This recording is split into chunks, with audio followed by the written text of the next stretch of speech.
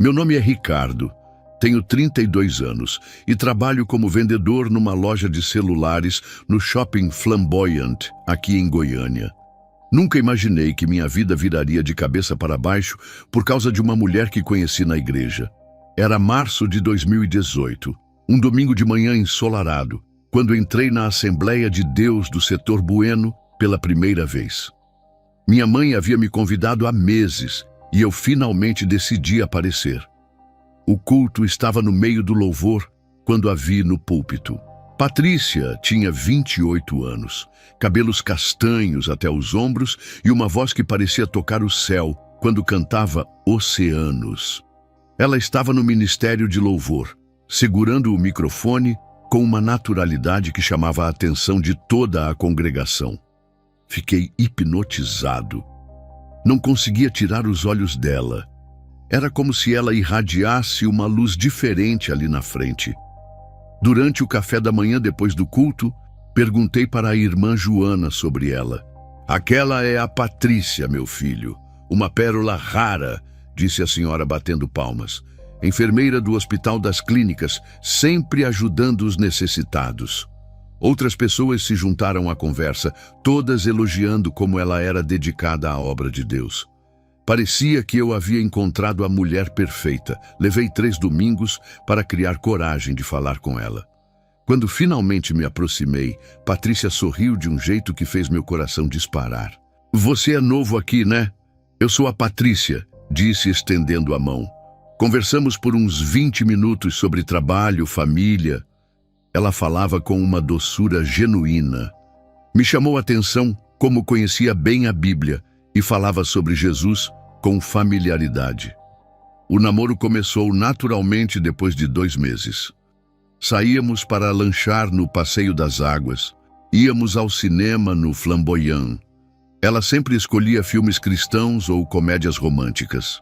Patrícia tinha princípios sólidos e não gostava de lugares com bebida ou música secular muito alta.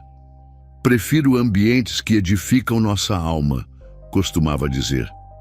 Eu respeitava e até admirava essa postura dela. Toda semana ela participava dos ensaios do Ministério de Louvor. Às terças e quintas ficava até mais tarde na igreja preparando as músicas do domingo. Quando eu ia buscá-la depois do meu trabalho, sempre a encontrava animada, contando sobre os versículos que havia estudado. Ricardo, Deus está fazendo algo novo em minha vida, dizia com os olhos brilhando. Eu acreditava piamente naquilo. Em casa, nossa rotina era abençoada. Antes de cada refeição, ela insistia que orássemos juntos agradecendo pelos alimentos. Pai querido, obrigada por este pão nosso de cada dia, começava sempre assim. Depois da janta, líamos a Bíblia juntos na sala. Geralmente ela escolhia os salmos ou provérbios. Eram momentos especiais que fortaleciam nosso relacionamento e nossa fé. O pedido de casamento aconteceu depois de 8 meses, numa sexta-feira de novembro. Levei ela no Parque Areião durante o pôr do sol e me ajoelhei com o anel que havia comprado com minhas economias. Patrícia, você quer ser minha esposa e caminharmos juntos, servindo a Deus? Perguntei tremendo. Ela chorou, disse sim, várias vezes e me beijou.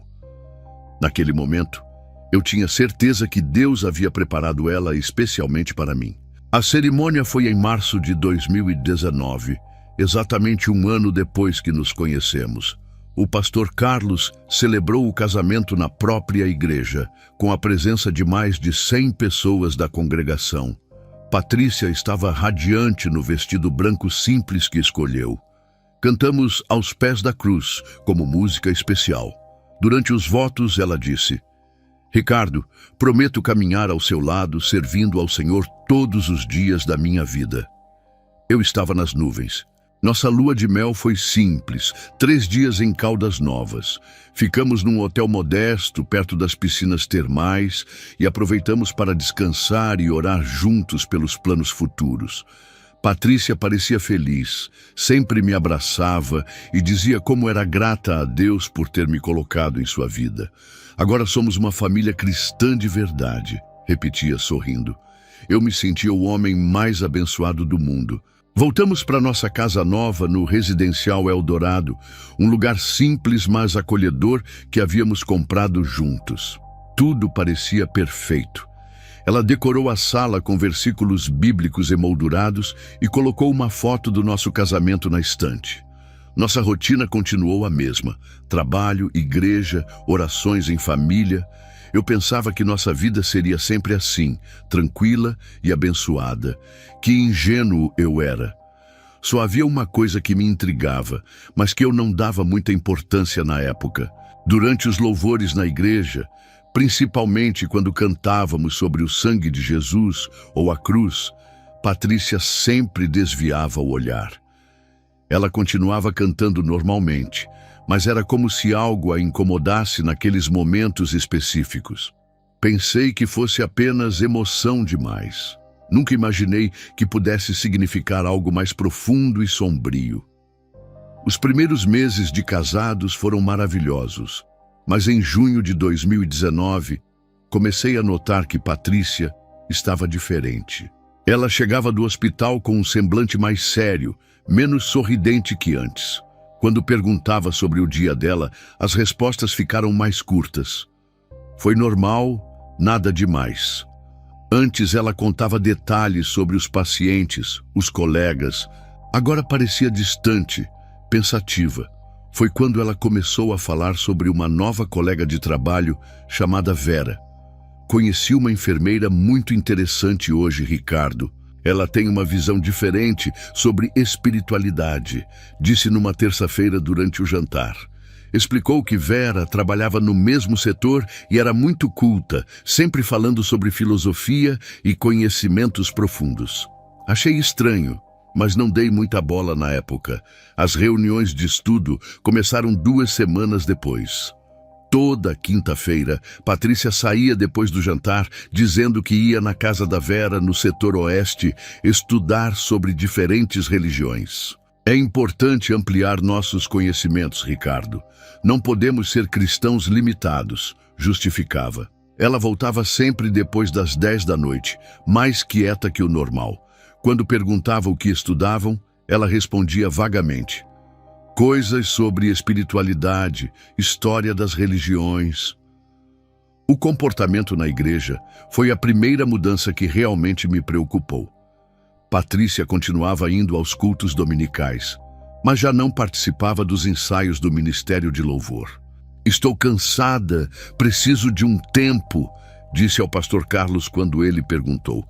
Durante os cultos, ficava mexendo no celular ou olhando para o teto, parecia entediada. A mulher que antes chorava de emoção com os hinos, agora bocejava durante as pregações. Uma noite de julho, ela soltou uma frase que me gelou o sangue. Estávamos deitados quando ela disse: Ricardo, você não acha que esse pastor é muito limitado? Existem verdades espirituais que ele jamais entenderia. Perguntei o que quis dizer com isso, mas ela mudou de assunto rapidamente. Deixa pra lá, só estava pensando alto, murmurou virando para o lado. Meu coração apertou. Aquela não parecia a Patrícia que eu conhecia. As orações antes das refeições começaram a ficar mecânicas. Antes, ela orava com fervor, agradecendo cada detalhe.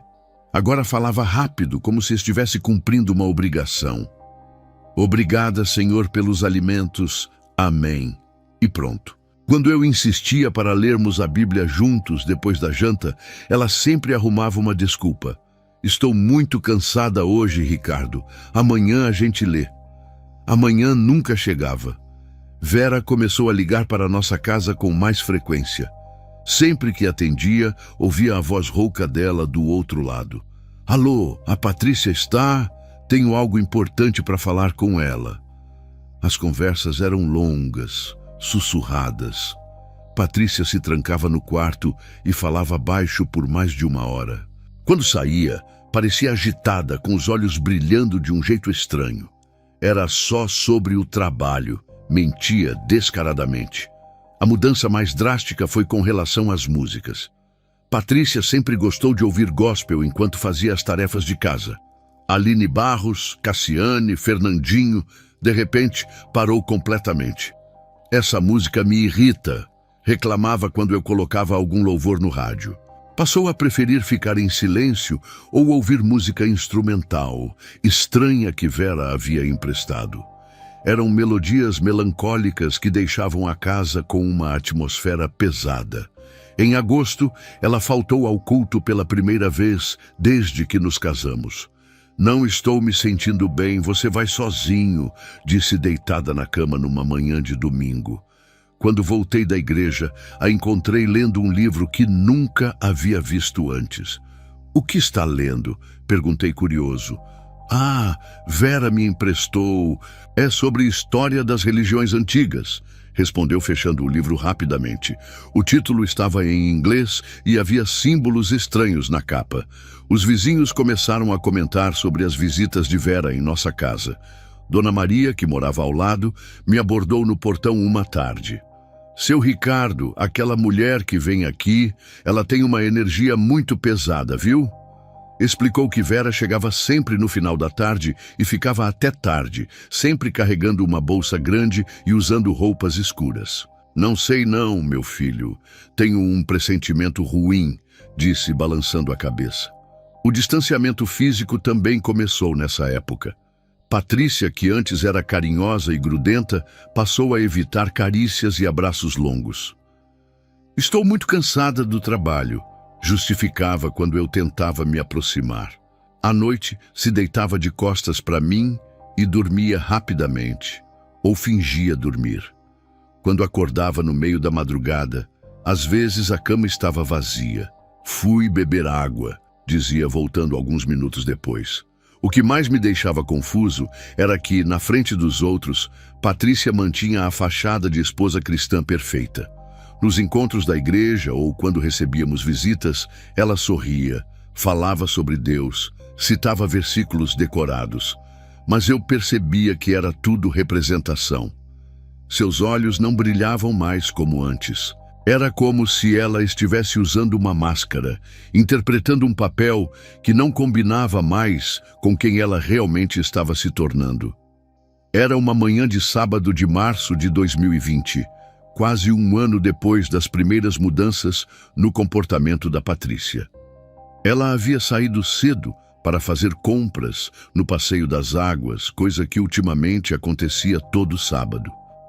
Aproveitei para arrumar o quarto e organizar o guarda-roupa que estava uma bagunça há semanas. Nunca imaginei que aquela faxina simples mudaria completamente minha percepção sobre minha esposa. Estava organizando as roupas dela quando notei que uma das prateleiras do fundo parecia estar mal encaixada. Puxei para ajustar e ela se soltou completamente, revelando um espaço escondido atrás. Ali estava uma caixa de sapatos embrulhada em pano preto, bem escondida onde eu nunca procuraria. Meu coração começou a acelerar. Por que Patrícia esconderia alguma coisa de mim? Éramos casados, não deveria haver segredos entre nós. Tirei a caixa com as mãos tremendo e a coloquei sobre a cama. Quando abri, um odor estranho saiu de dentro. Parecia incenso misturado com algo que não conseguia identificar. O que vi me deixou em choque. 3 velas completamente pretas, um punhal pequeno com cabo ornamentado, pedras de cores escuras que nunca havia visto e um saquinho com pó cinza. Meu estômago embrulhou. Que diabos era aquilo tudo?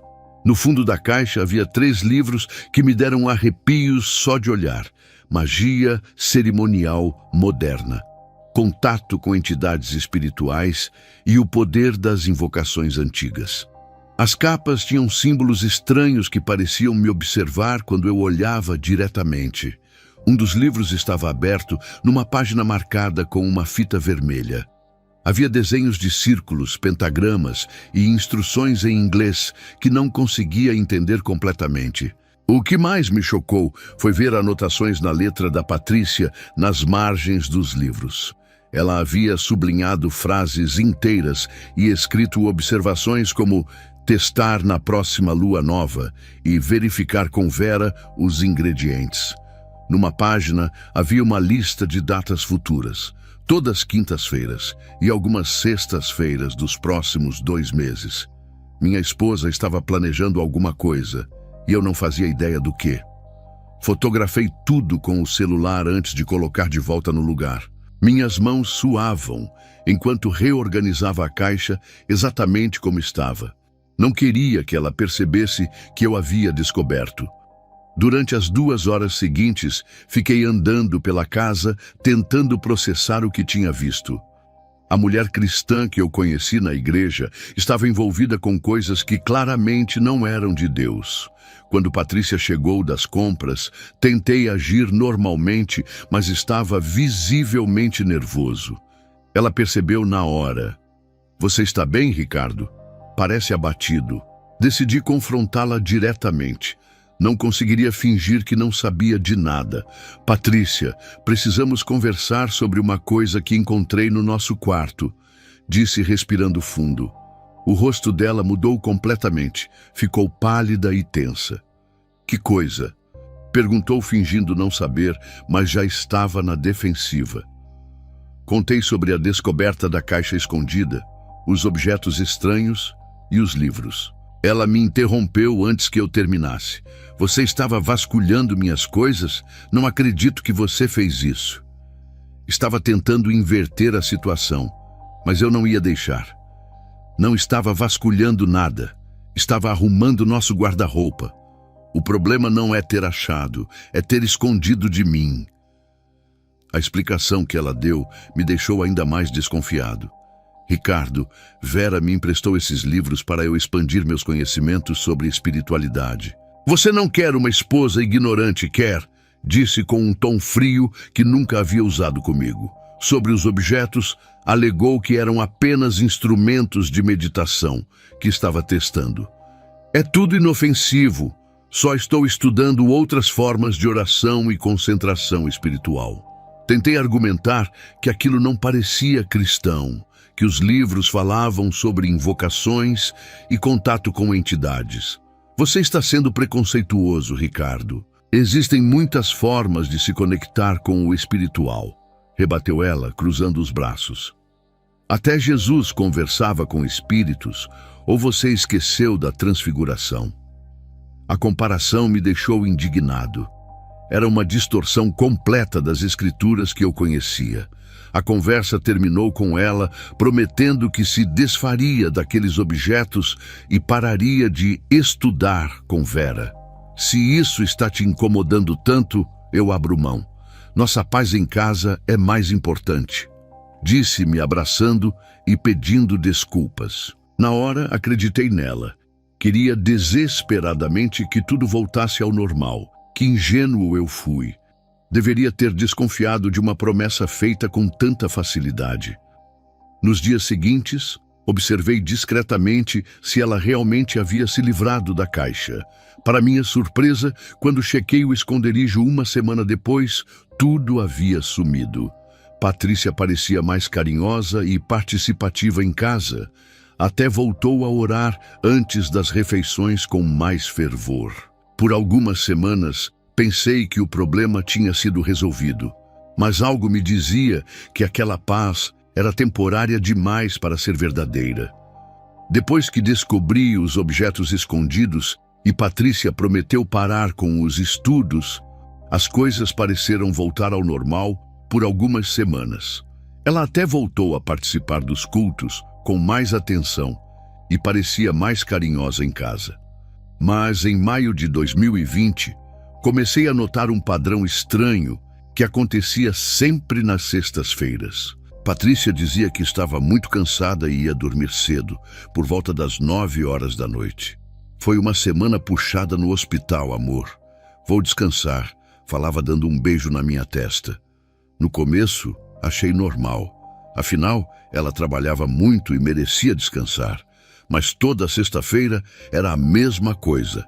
Jantar às 7, banho às 8, "Boa noite, Ricardo, vou dormir." Sempre no mesmo horário, sempre com a mesma desculpa. Uma sexta-feira de junho, fui deitar por volta das 10h30 e notei que ela não estava na cama. Pensei que tivesse ido ao banheiro, mas depois de 15 minutos ainda não havia voltado. Levantei para procurá-la pela casa e não a encontrei em lugar nenhum. O banheiro estava vazio, a cozinha escura, a sala sem ninguém. Foi quando olhei pela janela do nosso quarto, que dá para o quintal dos fundos, e avistei uma luz fraca lá fora. Meu coração disparou. Patrícia estava no meio do quintal, de camisola branca, segurando algo na mão que parecia uma vela acesa. Era quase meia-noite e ela estava ali sozinha, completamente imóvel. Fiquei observando por uns 10 minutos, escondido atrás da cortina.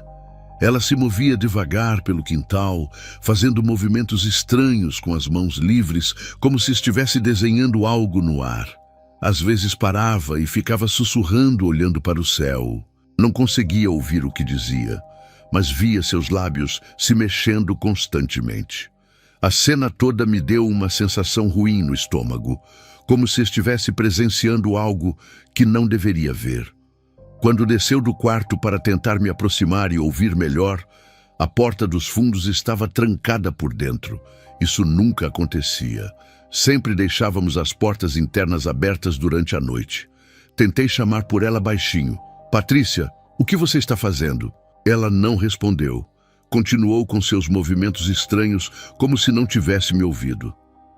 Bati levemente na porta de vidro, mas ela parecia estar em transe, completamente alheia à minha presença. Voltei para o quarto e continuei observando pela janela. Patrícia ficou no quintal por quase 2 horas, fazendo aqueles rituais. Sempre no mesmo local, sempre com a vela acesa, sempre sussurrando. Por volta das 2 da manhã, ela apagou a vela. Ficou parada alguns minutos, olhando para as estrelas, e então voltou para dentro da casa. Quando chegou no quarto, fingi estar dormindo. Ela se deitou silenciosamente, mas senti que ficou acordada por muito tempo. Na manhã seguinte, confrontei ela sobre o que havia visto. Patrícia, o que você estava fazendo no quintal ontem à noite? Perguntei durante o café da manhã. Ela me olhou surpresa, como se não soubesse do que eu estava falando. No quintal? Eu dormi a noite toda, Ricardo. Você deve ter sonhado. Insisti que a tinha visto lá fora com uma vela, mas ela continuou negando. Você anda muito estressado, amor. Talvez devesse ir ao médico. As sextas-feiras seguintes se repetiram exatamente igual. Sempre a mesma desculpa de cansaço. Sempre a mesma ida precoce para a cama. Sempre os mesmos rituais noturnos no quintal. Meu estômago se revirava toda sexta à noite, só de saber que ela faria aqueles rituais de meditação estranhos. Tentei ficar acordado para observar melhor, mas ela parecia perceber quando eu estava vigiando, e às vezes nem saía do quarto. Uma noite de julho, consegui ver mais detalhes do que ela fazia lá fora. Patrícia havia desenhado alguma coisa no chão com giz branco. Parecia um círculo com símbolos dentro. Ela caminhava ao redor desse círculo, sempre na mesma direção, segurando não apenas uma vela, mas também algo que parecia ser um dos livros que encontrei escondidos. Parava em pontos específicos do círculo e lia trechos em voz baixa. Depois continuava caminhando.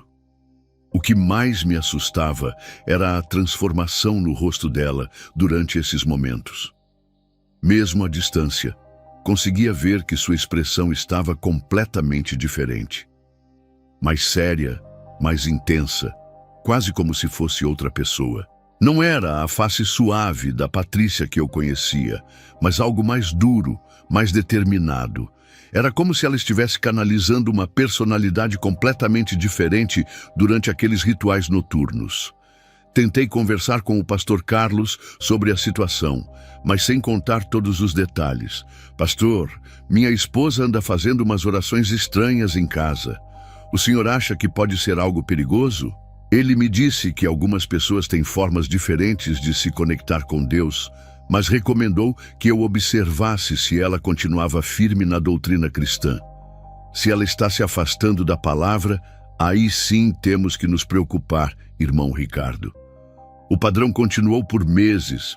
Toda sexta-feira, sem exceção, os mesmos rituais misteriosos no quintal da nossa casa. Eu já não conseguia dormir direito nessas noites. sempre preocupado com o que minha esposa estava realmente fazendo lá fora. O pior era que, durante o dia, ela continuava sendo a Patrícia de sempre, negando qualquer coisa estranha e me fazendo questionar minha própria sanidade. Mas eu sabia que havia algo muito errado acontecendo. Em agosto de 2020, minha curiosidade sobre Vera se tornou insuportável. Patrícia continuava com os rituais noturnos toda sexta-feira, e eu sabia que aquela mulher tinha algo a ver com a transformação da minha esposa. Decidi investigar por conta própria. Precisava entender quem realmente era essa pessoa que exercia tanta influência sobre Patrícia. Uma tarde, enquanto ela tomava banho, peguei o celular dela discretamente para procurar o número da Vera na lista de contatos. Foi quando vi algo que me gelou o sangue. Uma mensagem não lida no WhatsApp, enviada naquele mesmo dia, às 2 da tarde. Patrícia, está pronta para o próximo nível. Os mestres estão ansiosos para falar diretamente com você na próxima sessão. A mensagem era de Vera. E havia um anexo, uma foto de um círculo desenhado no chão com símbolos bem mais complexos que os que eu via no nosso quintal. Minha cabeça começou a girar. Que mestres! Que próximo nível! Senti como se o chão tivesse sumido debaixo dos meus pés quando li as mensagens anteriores. O ritual de invocação funcionou perfeitamente, dizia uma mensagem da Patrícia de 3 dias antes. Senti uma presença muito forte durante todo o processo. Vera respondia: eu sabia que você tinha o dom desde o primeiro dia. Agora vamos ensinar você a canalizar essas entidades de forma mais direta. Minha esposa estava conversando sobre rituais e entidades como se fosse a coisa mais normal do mundo. Continuei lendo e descobri que o grupo da Vera era muito maior do que eu imaginava. Havia menções a outras pessoas. A Carla trouxe os ingredientes especiais. O Marcos confirmou presença para a sessão de quinta. A Luciana disse que conseguiu contato com o guia dela. Não era apenas uma amizade entre 2 colegas de trabalho. Era um grupo organizado de pessoas praticando coisas que eu nem sabia direito o que eram, mas tinha certeza de que não era nada cristão. O endereço da casa da Vera estava salvo no GPS do celular da Patrícia. Era na Rua das Acácias, no setor oeste, numa casa que eu passava quase todo dia indo para o trabalho. Nunca tinha reparado nela especificamente, mas agora fazia sentido. Sempre via vários carros estacionados lá nas quintas à noite quando voltava tarde da loja.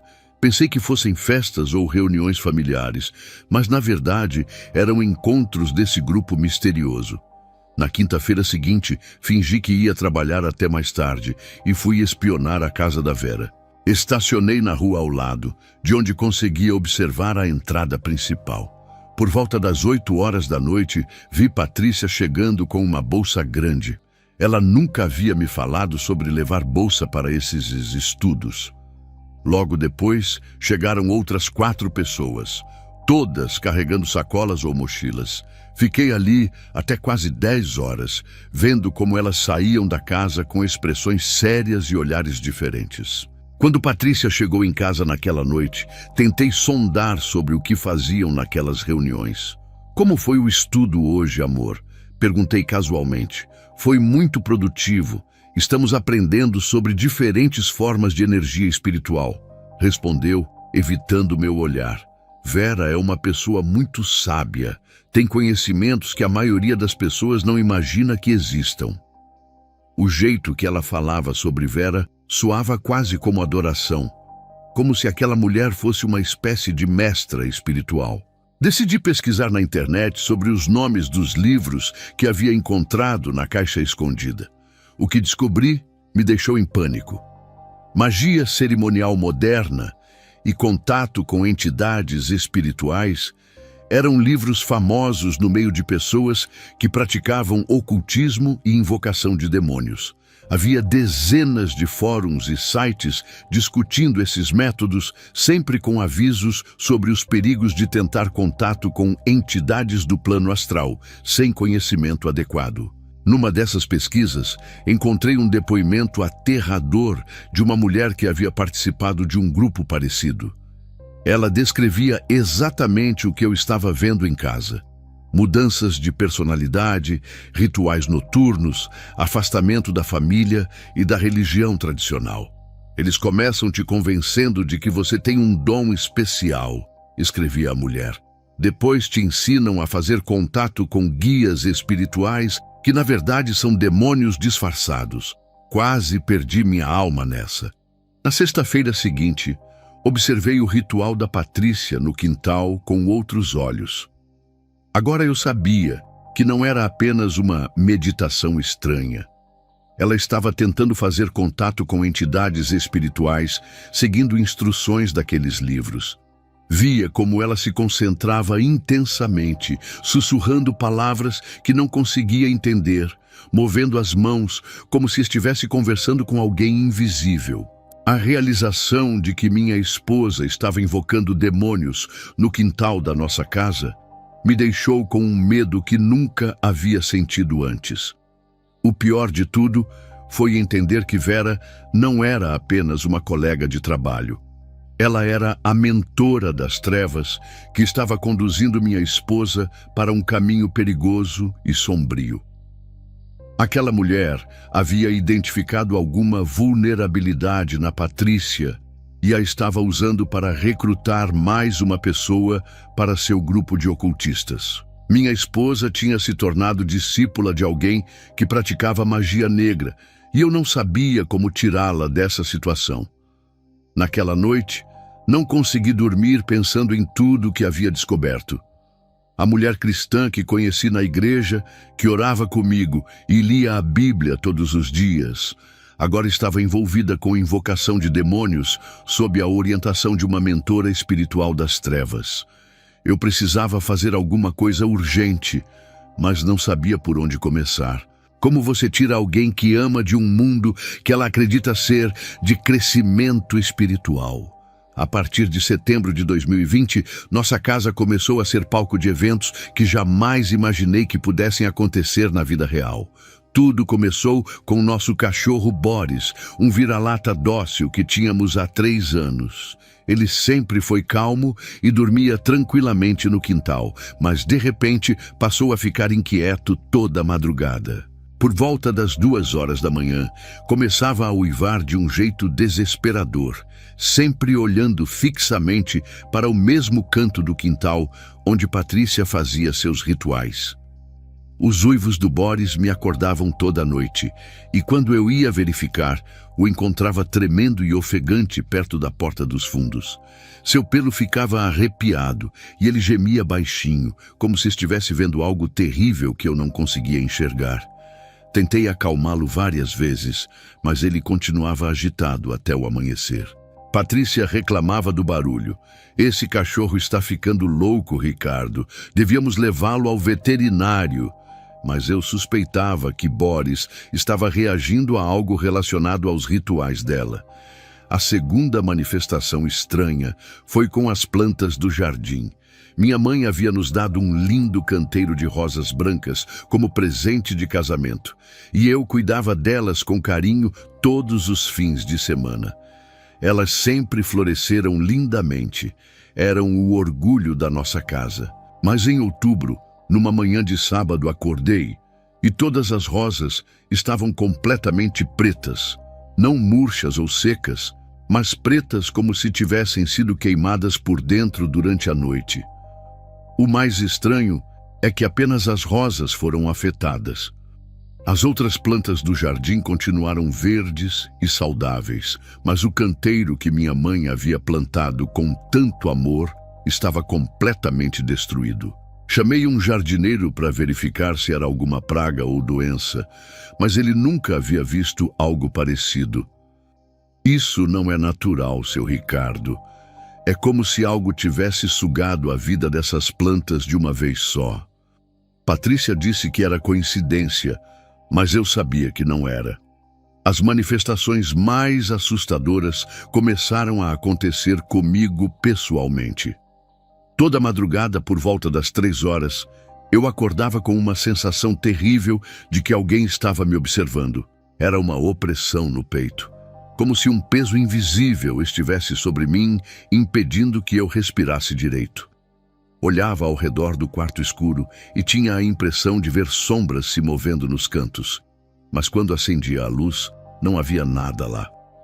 Uma noite de novembro, vi claramente uma figura escura parada no corredor da nossa casa. Eram 3:30 da manhã quando levantei para ir ao banheiro e lá estava, uma sombra do tamanho de uma pessoa, completamente imóvel perto da porta da cozinha. Meu coração quase parou. Fiquei paralisado por alguns segundos observando aquela presença. Quando pisquei os olhos e olhei novamente, não havia mais nada, mas o corredor estava gelado como se fosse inverno. Os vizinhos começaram a notar que algo estranho estava acontecendo na nossa casa.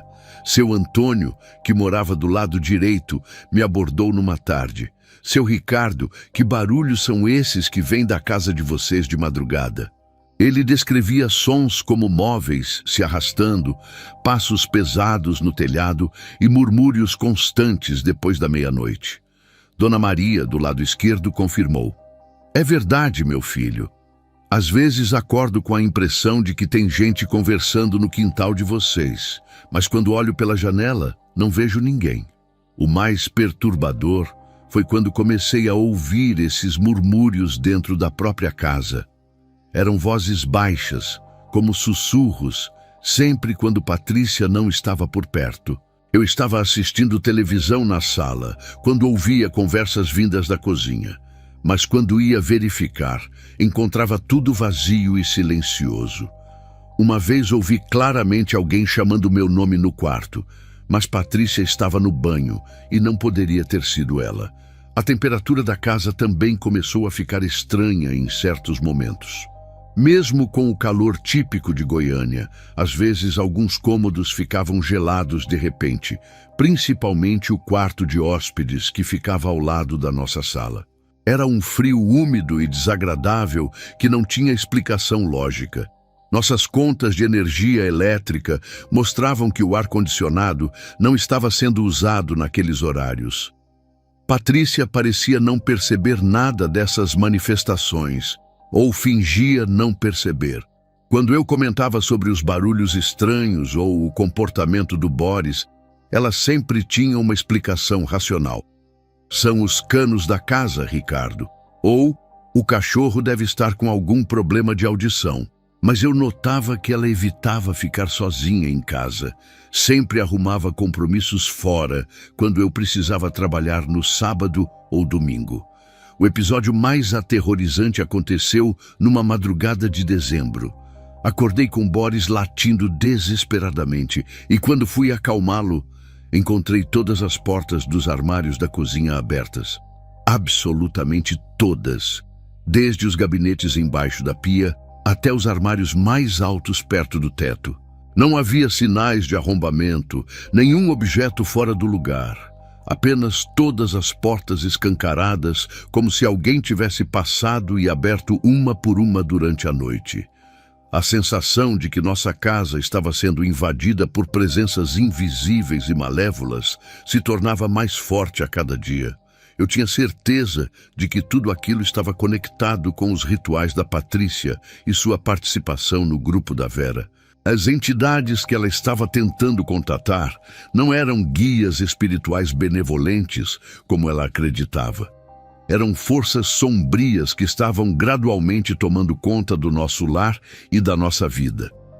Era uma sexta-feira de dezembro de 2020, dia 18 para ser exato, quando aconteceu o evento que mudaria nossa vida para sempre.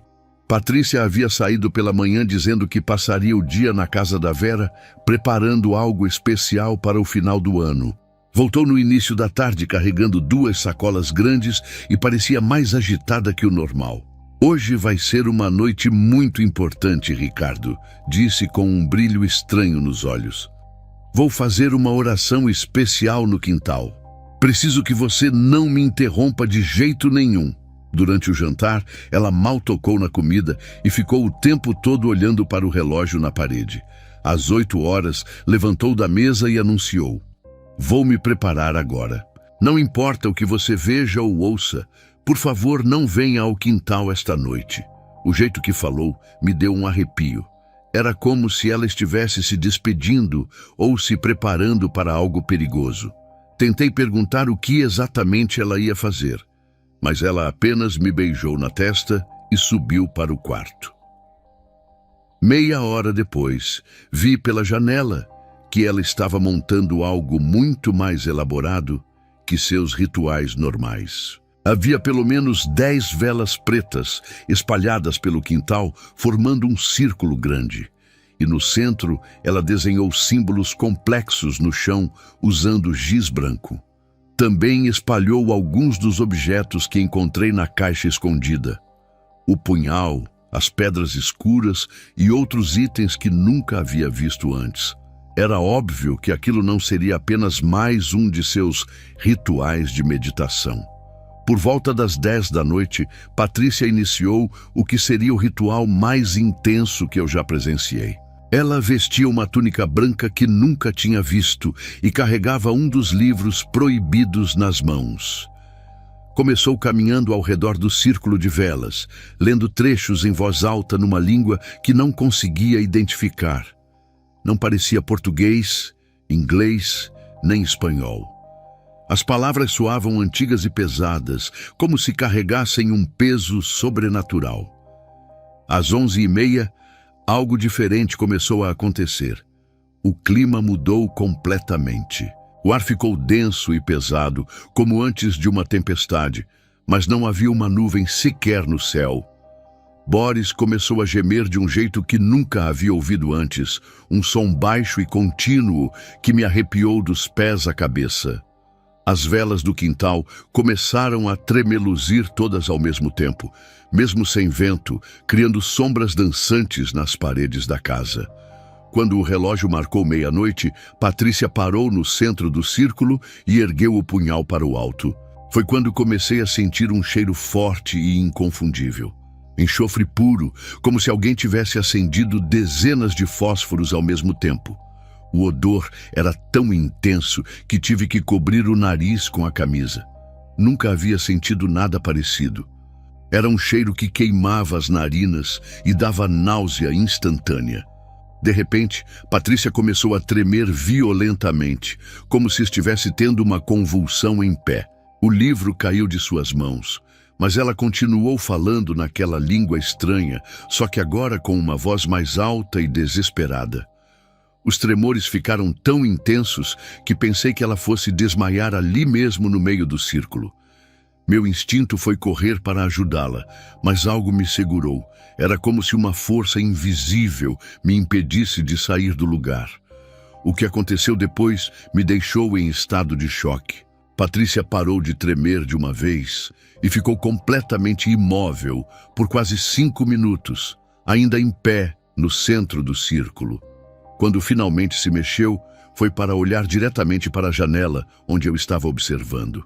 Mesmo à distância, consegui ver que seus olhos estavam diferentes, mais escuros, como se não houvesse pupila, apenas um vazio negro profundo. Ela ficou me encarando por tempo suficiente para eu ter certeza de que não era mais a Patrícia que eu conhecia. Havia algo sinistro naquele olhar, algo que me fez recuar da janela por puro instinto de sobrevivência.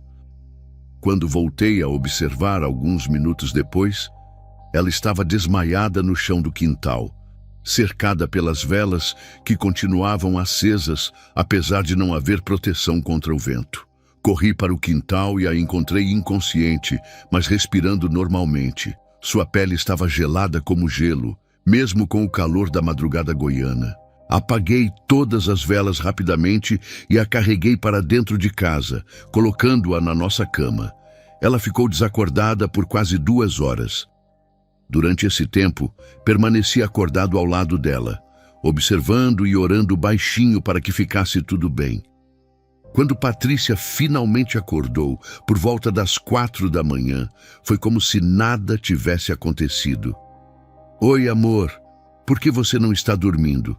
perguntou com a voz normal e expressão confusa. Contei sobre o ritual no quintal, o desmaio, como a carreguei para dentro, mas ela não se lembrava de absolutamente nada. Você deve ter sonhado, Ricardo. Eu dormi a noite toda aqui na cama. Insistia, mesmo com a túnica branca ainda vestida. Mas algo fundamental havia mudado naquela noite. Quando olhei nos olhos da Patrícia na manhã seguinte, vi que eles ainda continham aquela escuridão que presenciei durante o ritual. Não era algo físico que outras pessoas pudessem notar. Era algo na expressão, na forma como ela me olhava, como se conhecesse segredos sobre mim que eu mesmo não sabia. Era como se outra pessoa tivesse se instalado por trás dos olhos da mulher que eu amava. Depois do ritual intenso daquela sexta-feira, minha vida virou um inferno psicológico. Patrícia continuava sendo minha esposa durante o dia, fazia as tarefas de casa, conversava sobre trabalho, até voltou a assistir alguns cultos comigo. Mas havia momentos, principalmente à noite, em que eu tinha absoluta certeza de que não estava mais falando com a mesma pessoa. Era como se ela alternasse entre duas personalidades completamente diferentes, e isso estava me deixando louco. A primeira mudança drástica que notei foi na forma como ela falava comigo em certas situações. Durante discussões ou quando eu questionava algo sobre seus comportamentos estranhos, a voz dela mudava completamente. Ficava mais grave, mais firme, e ela usava palavras que nunca havia usado antes. "Você não entende nada sobre o que está acontecendo aqui", disse numa dessas ocasiões, me encarando com uma intensidade que me deu medo. Era a mesma Patrícia fisicamente, mas parecia que outra pessoa estava controlando sua boca. O mais perturbador era quando ela demonstrava conhecimento sobre coisas do meu passado que eu nunca havia contado para ela. Uma tarde de janeiro de 2021, estava reclamando de uma dor no joelho direito e ela comentou casualmente: "É por causa daquela queda da bicicleta quando você tinha 7 anos na casa da sua avó Rosa, não é?" Senti um frio na espinha. Nunca havia mencionado esse acidente específico para ela, e minha avó Rosa morreu 2 anos antes de nos conhecermos. Quando perguntei como ela sabia desse episódio, Patrícia me olhou confusa. "Ora, você me contou isso várias vezes, Ricardo, mas eu tinha certeza absoluta de que nunca havia falado sobre aquela queda, nem sobre minha avó Rosa com ela. Era uma memória muito específica da minha infância. Eu caí da bicicleta no quintal da vovó Rosa tentando impressionar meus primos e machuquei exatamente o joelho direito. Como ela poderia saber de algo tão particular? As mudanças de personalidade ficaram mais evidentes durante nossas brigas conjugais. Patrícia sempre foi uma pessoa doce e paciente, mesmo quando discordávamos de alguma coisa. Mas agora, quando entrávamos em conflito, era como se um interruptor fosse acionado na cabeça dela. Seus olhos ficavam mais escuros, sua postura mudava. Ela ficava ereta e imponente, completamente diferente da mulher delicada que eu conhecia. Durante uma discussão particularmente intensa sobre ela continuar participando do grupo da Vera, aconteceu algo que me aterrorizou. Eu estava insistindo que ela parasse com aquelas reuniões quando ela me interrompeu bruscamente. "Você não sabe com quem está falando, Ricardo." O tom de voz era completamente diferente, mais autoritário e ameaçador. "Seria melhor para você parar de interferir em assuntos que não compreende." Naquele momento, senti que não estava brigando com minha esposa, mas com outra entidade. As noites se tornaram especialmente difíceis. Patrícia tinha pesadelos constantes e falava dormindo numa língua estranha. As mesmas palavras que eu ouvia durante os rituais no quintal. Às vezes acordava no meio da madrugada e a encontrava sentada na cama, olhando fixamente para a parede com aquela expressão vazia nos olhos. Quando perguntava se estava tudo bem, ela demorava alguns segundos para me responder, como se estivesse voltando de muito longe. Uma madrugada de fevereiro, acordei e ela não estava na cama. Procurei pela casa e a encontrei na sala, parada em frente ao espelho da parede, conversando sozinha em voz baixa. Fiquei escondido no corredor, observando. Ela gesticulava e movia os lábios como se estivesse tendo uma conversa intensa com alguém, mas não havia mais ninguém ali. Quando me aproximei, ela parou imediatamente e me olhou como se tivesse sido pega em flagrante. O aspecto mais assustador era que ela parecia ter duas memórias diferentes sobre os mesmos eventos. Durante o dia, negava qualquer envolvimento com rituais ou coisas sobrenaturais, insistindo que eu estava imaginando tudo. Mas à noite, principalmente quando estava naqueles estados estranhos, fazia comentários que confirmavam tudo o que eu suspeitava. Os mestres estão satisfeitos com meu progresso, murmurou uma vez antes de adormecer completamente. Tentei conversar com algumas pessoas próximas sobre a situação, mas como explicar que minha esposa parecia estar possuída por outra personalidade? Minha mãe notou que Patrícia estava diferente. Ela parece mais fria, meu filho. Não tem mais aquela doçura de antes. Alguns irmãos da igreja também comentaram que ela parecia distante durante os cultos, mas ninguém imaginava a gravidade real da situação. O que mais me deixava desesperado era perceber que estava perdendo minha esposa gradualmente. Durante os momentos em que ela estava normal, eu tentava reconectá-la com nossa vida anterior. Mostrava fotos do nosso casamento, relembrava momentos felizes que vivemos juntos. Ela participava dessas conversas, mas havia uma frieza no olhar, como se estivesse fingindo sentimentos que não existiam mais. A gota d'água foi quando ela demonstrou conhecer detalhes íntimos sobre outras pessoas que ela nunca poderia saber. Durante um almoço na casa dos meus pais, comentou casualmente sobre a cirurgia que meu pai havia feito aos 15 anos para corrigir um problema no ouvido. Meu pai ficou surpreso. Como você sabe disso, Patrícia? Eu nunca comentei sobre essa cirurgia com ninguém. Foi há mais de 40 anos. Ela simplesmente sorriu e disse: intuição feminina.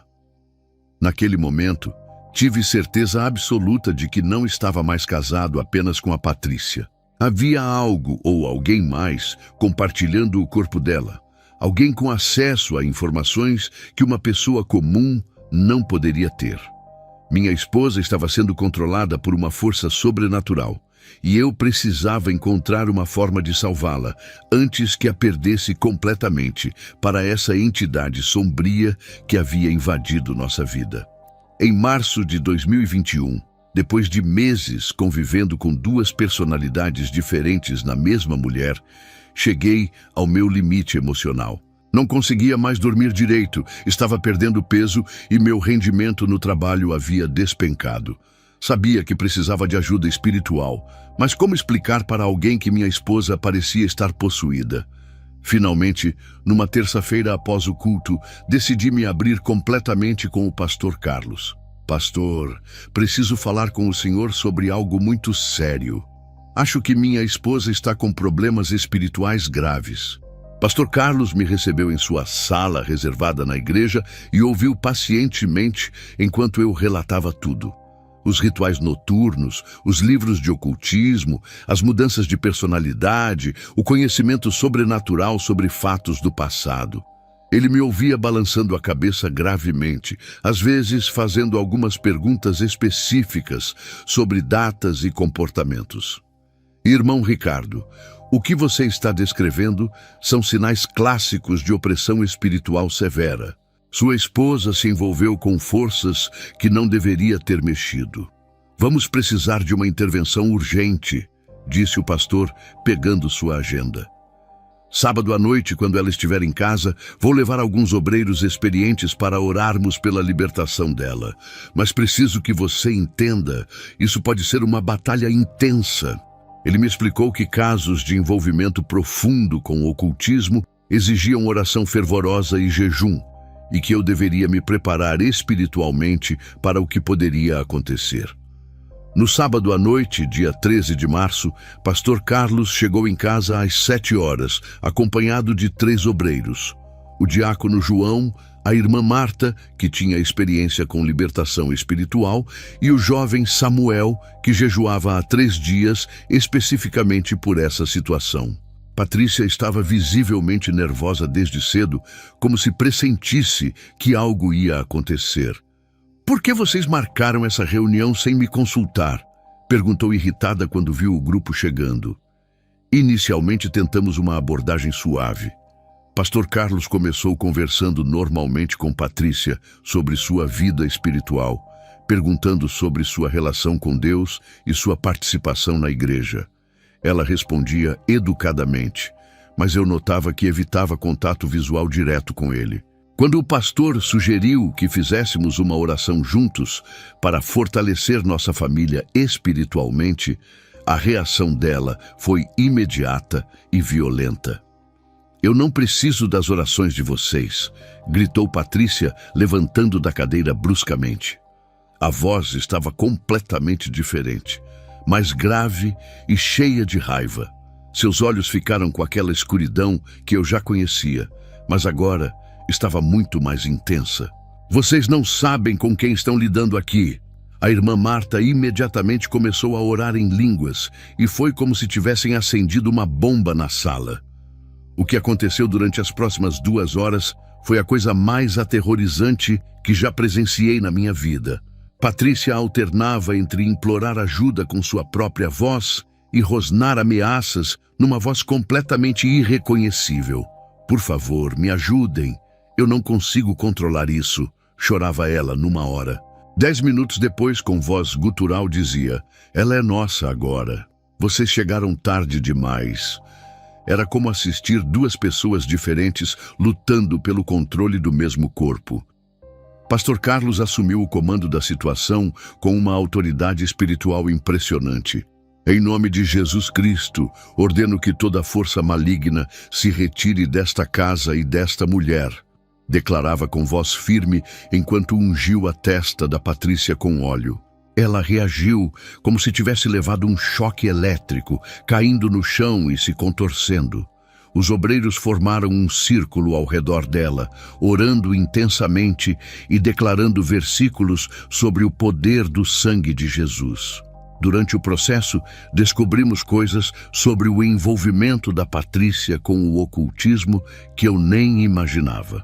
Quando estava no estado alterado de consciência, ela admitiu que havia feito um pacto de conhecimento com entidades espirituais, prometendo servir como canal para elas em troca de sabedoria esotérica. "Eu queria conhecer os mistérios que vocês cristãos limitados não entendem", confessou entre lágrimas. Pastor Carlos explicou que isso havia dado acesso legal para demônios habitarem em sua vida. O clímax da libertação aconteceu por volta das 10 da noite. Pastor Carlos disse depois que nunca havia sentido uma opressão espiritual tão forte em seus 20 anos de ministério. "Era como se algo muito antigo e poderoso não quisesse sair", relatou. "Senti que estávamos lidando com principados territoriais, não apenas demônios comuns." A temperatura da sala despencou, as lâmpadas piscaram várias vezes e todos nós sentimos uma presença maligna pesada tentando nos intimidar. Às 11h15 da noite, Patrícia deu um grito que ecoou por toda a casa e, de repente, ficou completamente relaxada. Foi como se uma névoa pesada que pairava sobre nós tivesse se dissipado instantaneamente. Ela abriu os olhos devagar e, pela primeira vez em meses, reconheci completamente minha esposa olhando de volta para mim. "Ricardo, o que aconteceu? Sinto como se tivesse acordado de um pesadelo terrível", disse com a voz fraca, mas genuinamente dela. Pastor Carlos nos explicou que a libertação tinha sido apenas o primeiro passo. Agora vem a parte mais importante: preencher esse espaço vazio com a presença de Deus. Ele orientou que Patrícia precisaria de acompanhamento espiritual intensivo, Leitura bíblica diária, oração constante e rompimento total com qualquer objeto ou pessoa ligada ao ocultismo. O inimigo vai tentar voltar 7 vezes mais forte se ela não se fortalecer espiritualmente, advertiu seriamente. Naquela madrugada, depois que todos foram embora, Patrícia chorou em meus braços por horas pedindo perdão. Eu não sei como pude ser tão tola. Achei que estava evoluindo espiritualmente, mas na verdade estava entregando minha alma para o diabo. Ela se lembrava de tudo o que havia acontecido durante os meses de opressão, como se tivesse sido prisioneira dentro do próprio corpo, vendo tudo, mas sem conseguir controlar suas ações. Era minha esposa de volta, mas o processo de cura e restauração estava apenas começando. A libertação espiritual foi apenas o começo de uma jornada longa e desafiadora de restauração. Nos primeiros dias, depois da intervenção do pastor Carlos, Patrícia estava extremamente fragilizada emocionalmente e espiritualmente. Era como se ela tivesse acordado de um sonho profundo e estivesse tentando reconectar com a realidade. Ricardo, sinto como se tivesse perdido meses da minha vida, dizia chorando. Lembro de tudo que fiz, mas era como se fosse outra pessoa controlando meu corpo. Naqueles momentos, eu só conseguia abraçá-la e agradecer a Deus por tê-la de volta. A primeira medida que tomamos foi nos desfazer de absolutamente tudo que estava relacionado ao ocultismo. Pastor Carlos veio em casa no domingo seguinte e juntos queimamos todos os livros, objetos rituais, velas pretas e qualquer coisa que pudesse servir como ponte para as entidades voltarem.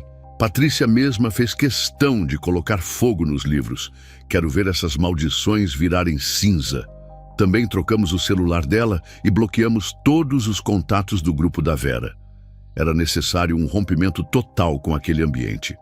O processo de desintoxicação espiritual não foi nada fácil.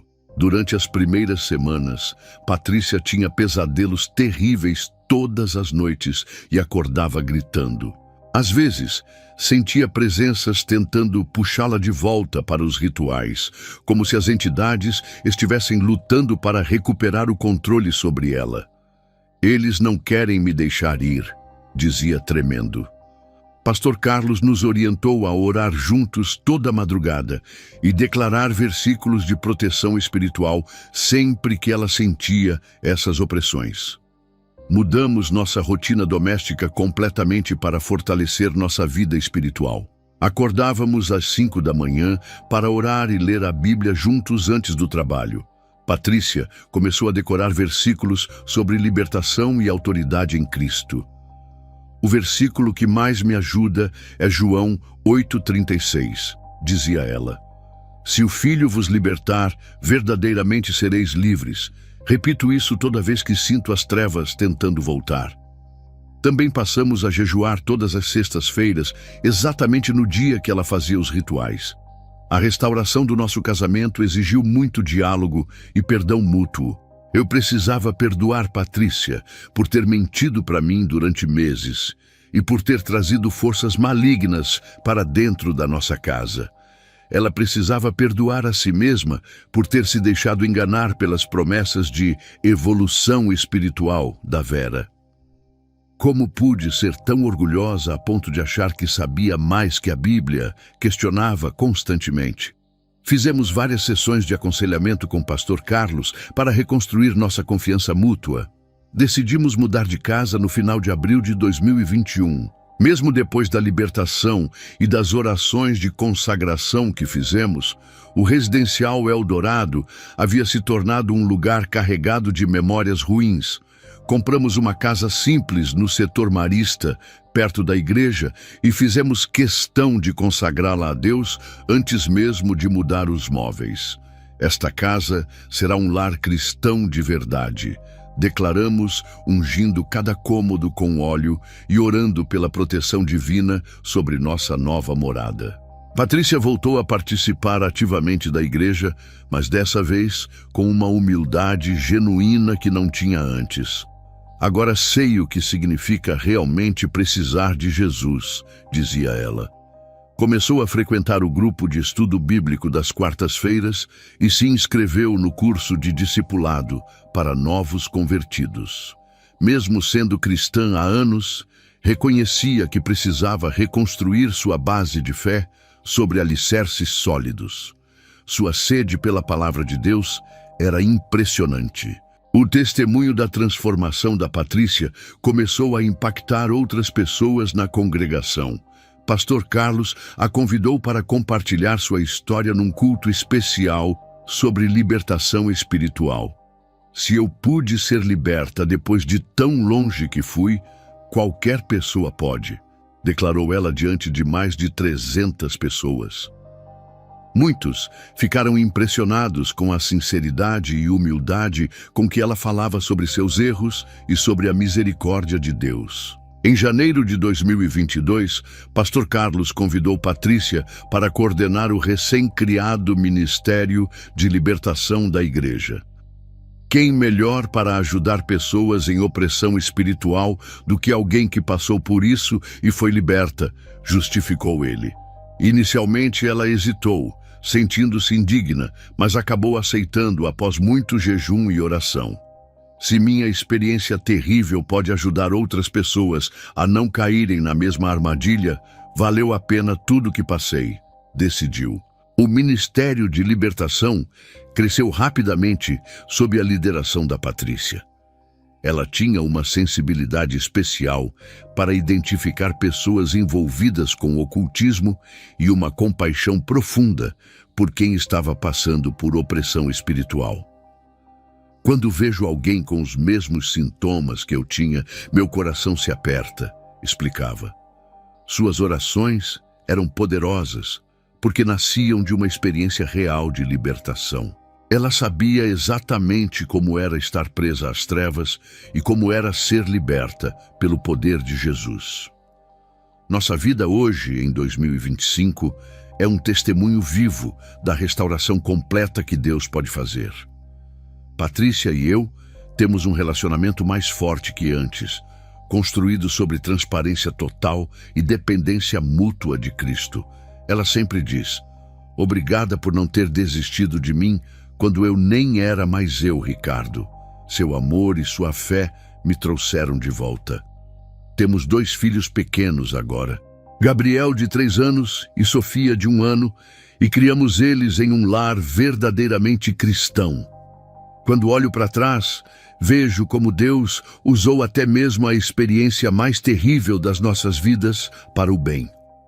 Hoje, ajudamos dezenas de famílias que passam por situações parecidas, e nosso testemunho tem alcançado pessoas em várias cidades de Goiás através das redes sociais. Patrícia sempre termina suas palestras dizendo: o diabo quase destruiu meu casamento e minha alma, mas Deus teve misericórdia de mim. Não importa quão longe você tenha ido, Jesus sempre pode te resgatar e te dar uma nova chance de viver para Ele.